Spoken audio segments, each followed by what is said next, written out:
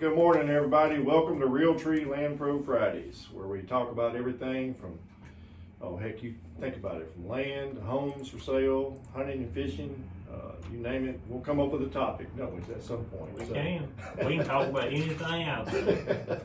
We're glad to have y'all today. Thank you for tuning in. And Thanksgiving is fast approaching. We're excited about the holidays and looking forward to hunting season. Hunting season's in full swing right now. Right. I think primitive weapon season started this week, I believe, on private land, and It's still bow season. it's still bow season, and gun season kicks off The 20th, the I think. 20th, which is next Saturday. So, looking forward to a good season. We're going to talk a little bit this morning about how to improve your hunting strategy. I know in the past we've talked about many ways to manipulate habitat to make it better for wildlife, but we really haven't talked about this topic before, which is how to improve your success at hunting. And I just want to bring up something this morning. Well, first of all, before we do that, I want to welcome our guest, which is Keith Kavitz. He's a realtor, land pro with us, and Mr. John Bass.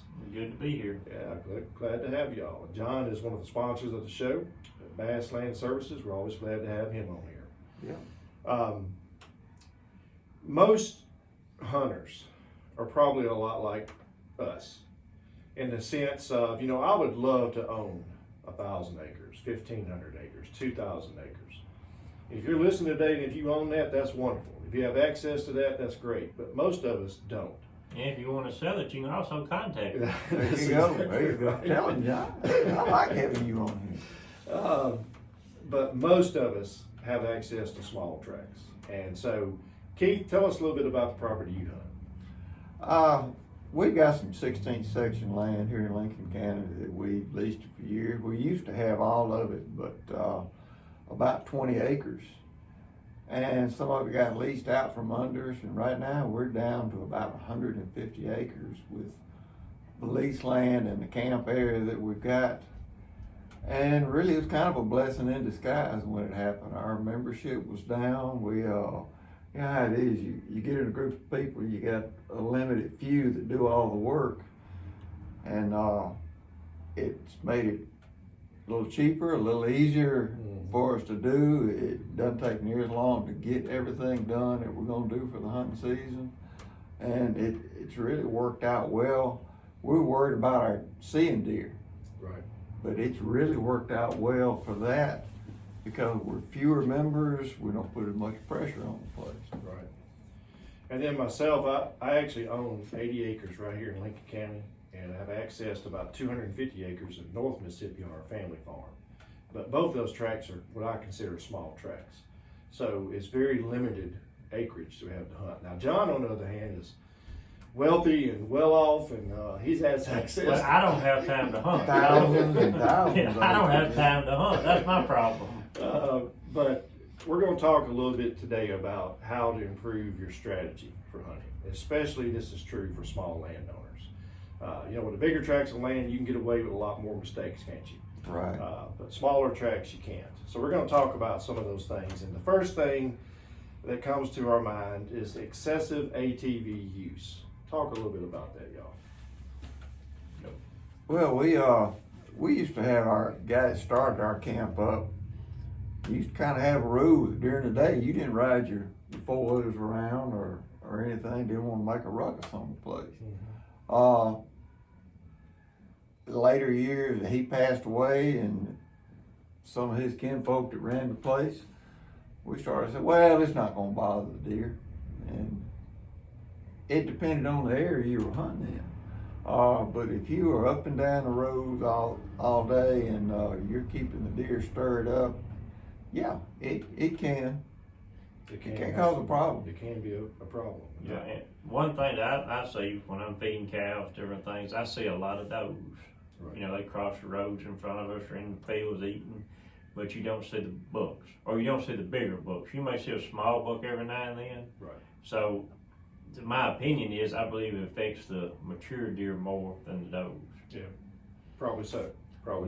Now that we're down to the small acreage we've got, you and I were talking earlier, I said, I used to ride a four-wheeler to any of the places I hunted on our place. Well, now it's within walking distance. Our farthest stand from where our camp is, I can walk to it and be there in about 20 minutes. Right.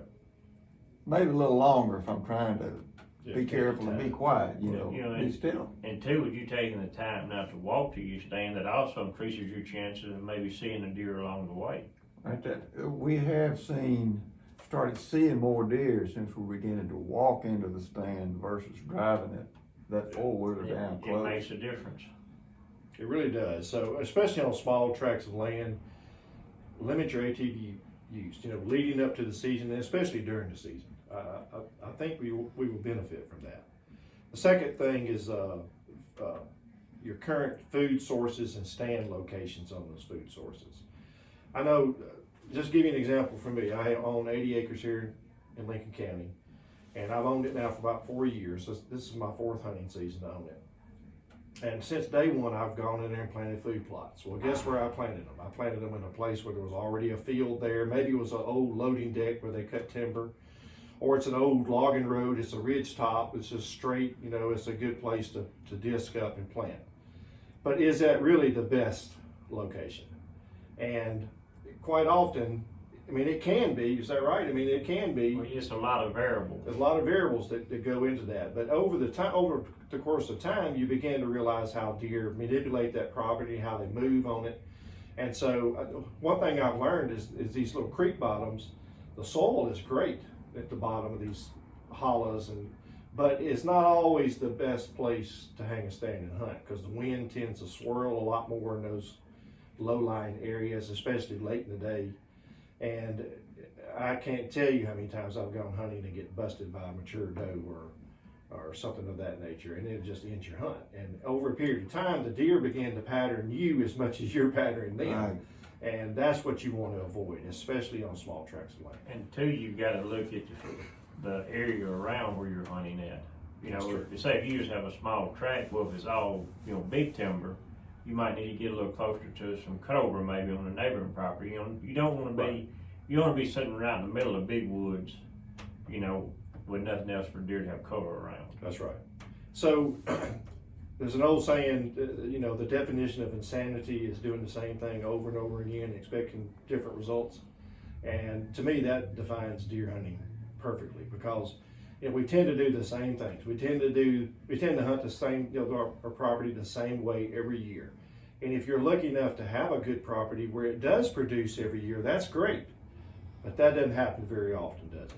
Well, one thing you could do on your smaller tracts is say if you just have maybe a place for one food plot, maybe have a couple of different stands on either sides of the plot. Yeah, where Keith talked if the about that wind earlier. if the wind is blowing. Yeah, that's one of the things I've always been a big proponent of.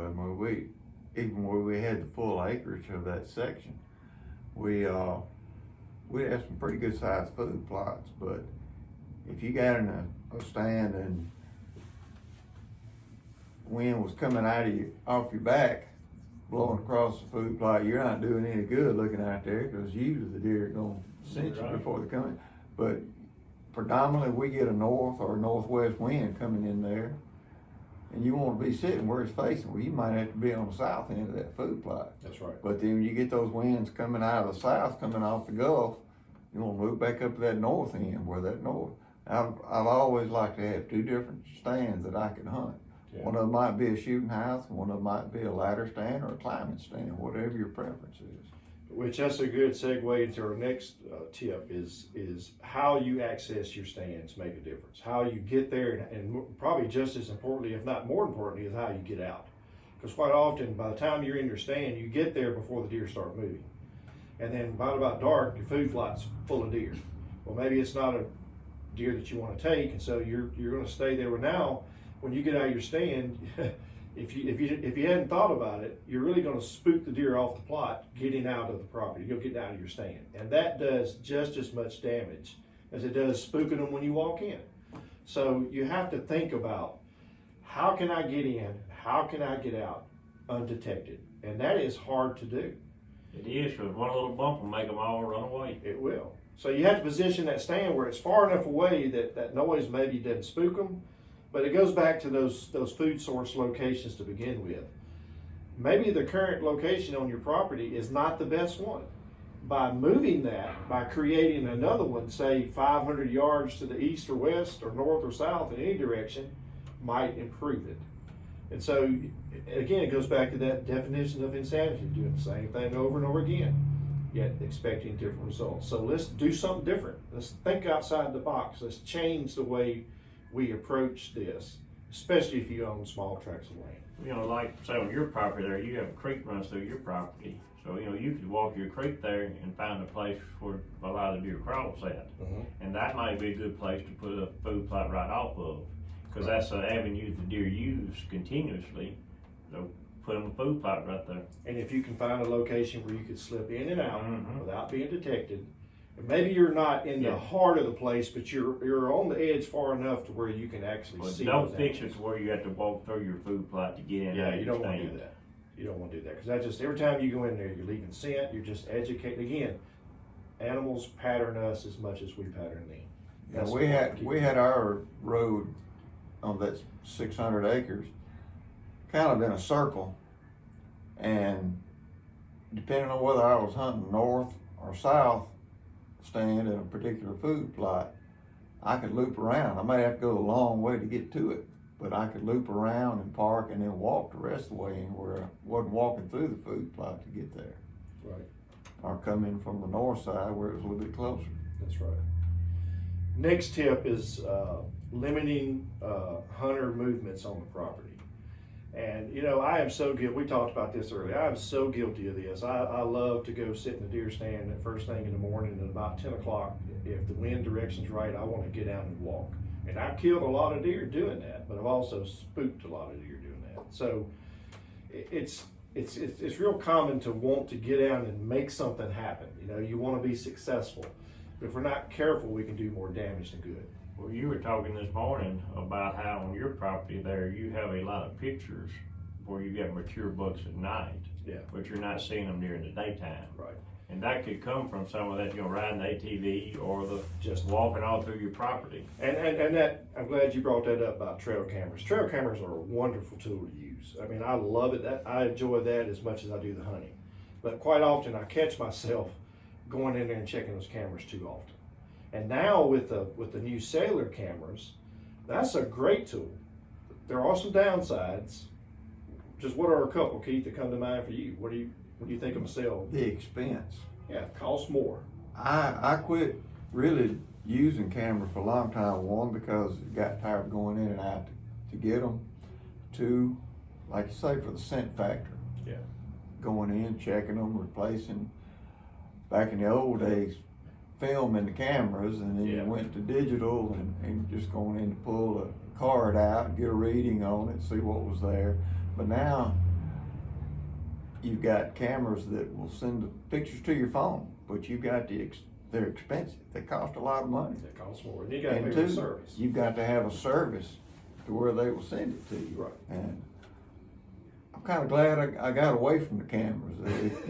But I got a lot of good friends that do it and love it. Yeah, But, I have to admit I love it, and I've got a couple of cell phone cameras. And I have to admit, if I'm gonna run cameras, that's the way I want to do it now, because now you don't have to go in there and leave your scent and check the cameras, and because every time you go into a property, you affect it in some way, Right. good or bad, and so those cell phone cameras really do help, but it just costs more money.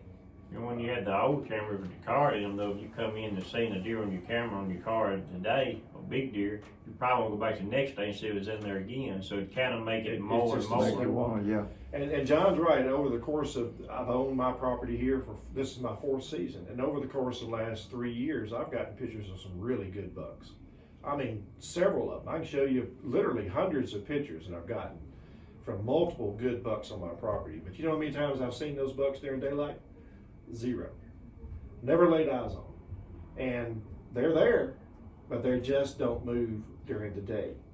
And it's probably because I'm not gonna say it. probably because I've been doing all these other things. I've been walking on the property, checking the cameras too much, riding ATVs, and I'm just causing more harm than good.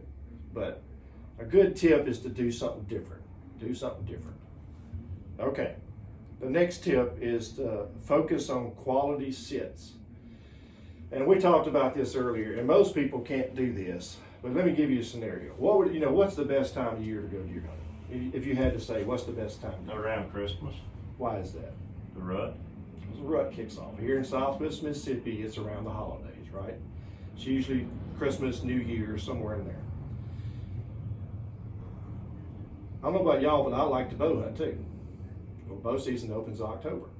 So what I have really been guilty of is I go bow hunting on my property. Boy, I hit it hard. I hunt a lot during the month of October. And then when the gun season opens, it's always the weekend before Thanksgiving, where you're excited, you get out there on your property, you hunt a good bit till then. By the time that peak of the rut comes around, how many times have I been on that property? You done scared all your I've big scared bucks. everything, right? They've patterned me as much as, or more than I patterned them. That's one of the downsides of having a small property. It is. So that's the whole point of this conversation. And again, most of us have access to small properties, so we have to approach it differently. So what would it be like if you had a small tract of land and if you waited and went in there during that peak time, Christmas, New Year's? That's hard to do, isn't it? It's especially when you love to hunt. It's hard to wait. But what would it be like if you waited? And two, when you're waiting, you're probably thinking about the neighbors over there shooting my deer too. Which is true. Right. But you have to assume they're going to do the right thing, and you're going to do the right thing too. So, but I wouldn't obviously bet on it, but- we can't control that. But what we can control is what we do, Mhm. and that's the whole point of this conversation: is to think about doing things differently as you approach this season. And I'm not saying, there's an old saying: when is the best time to go hunting? Whenever you have time to go. That's true. And that's true. Most of us work. You get off work, you're ready to go. Yep. And you can't go every day. You can only go a couple times a week at most. And some people work off, they're gone for 2 weeks, and That's they right. come back, they just got there 2 weeks to hunt. That's right. So they're gonna. But they have to hunt when they have time. That's right.